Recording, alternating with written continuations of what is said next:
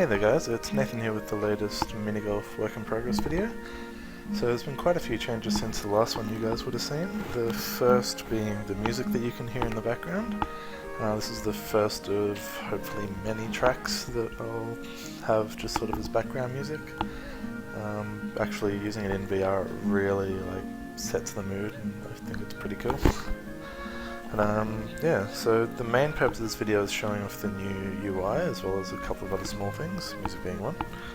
So what I'm going to quickly do is cut to a video of the old UI, which doesn't have music, so sorry if that's a bit jarring. And then I'll basically cut back to this one. So, alright, let's take a look at the old UI. Alright, so this here was the original menu system. Basically you'd hold your controller up and put your thumb on the trackpad and you'd get this little menu that comes up. Basically your position of your thumb on the trackpad determines what thing you select, and then you can go in and yeah, you'll get stuff come up. Unfortunately this one, as much as I love it, it's not, I guess, as intuitive as you'd want.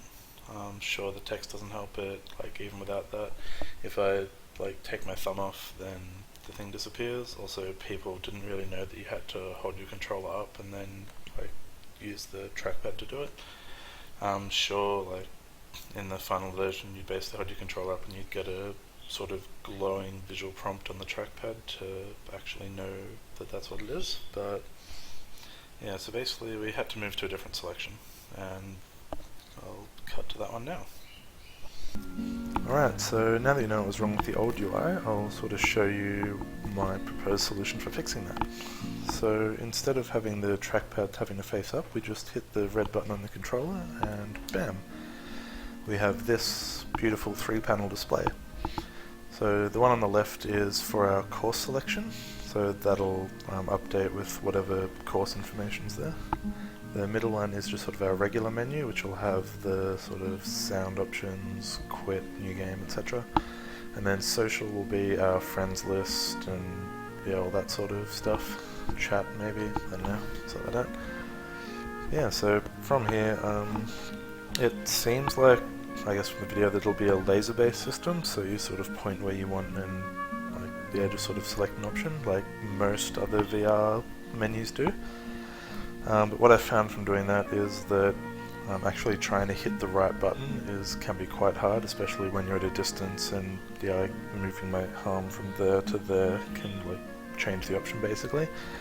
So what I've done instead to fix this is go with a trackpad-based system.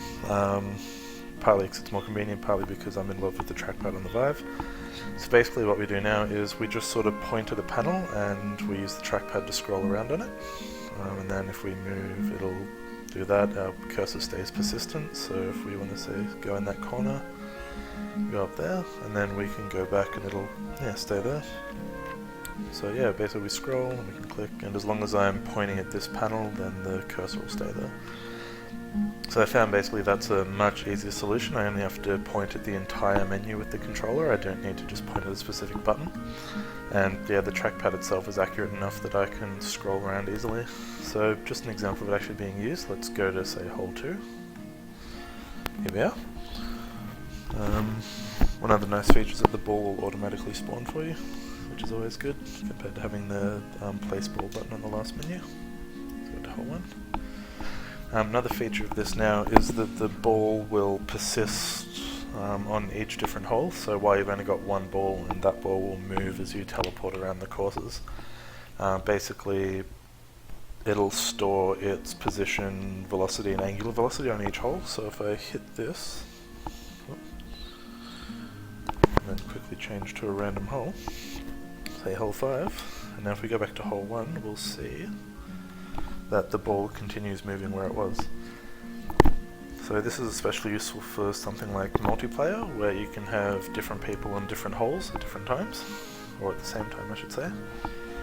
So yeah, basically when multiplayer comes around you can play on whatever hole you want, and it might have an option in here that says how many players or what players are on what hole. It'll sort of sort that out later. yeah, also shiny new logo, which I'm quite a big fan of. Thanks to Mitch McCaffrey for that one. It looks amazing. And yeah, so that's really it for this video, I think. In terms of the Kickstarter, I'm probably not going to be doing one now, just because writing a Kickstarter and doing all that sort of stuff I've found isn't something I'm any good at whatsoever, and I don't have the money I'd need to actually hire someone to do that. So instead, what I'll be doing is going into early access. Now that the menu and that's done, I actually can get the photos that I need to go on there.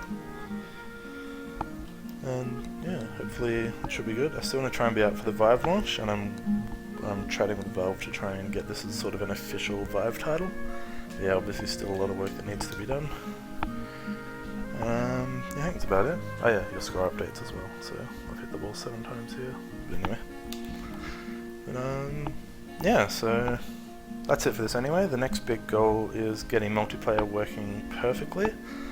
The big problems with that will be mainly the avatars, how that'll sort of look, and then yeah, getting all that side of things going. I've done multiplayer tests and everything works pretty well. You've probably seen in my previous video that we had the sort of balls with faces on them that actually worked surprisingly well for social presence.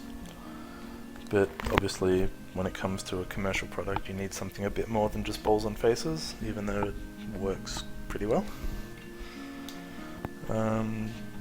But yeah, so that'll be sort of what I'm working on for the next month, is getting multiplayer up and running, and then hopefully getting an actual released product out there. Alright, well anyway, that's definitely it for this video, so I will catch you folks later.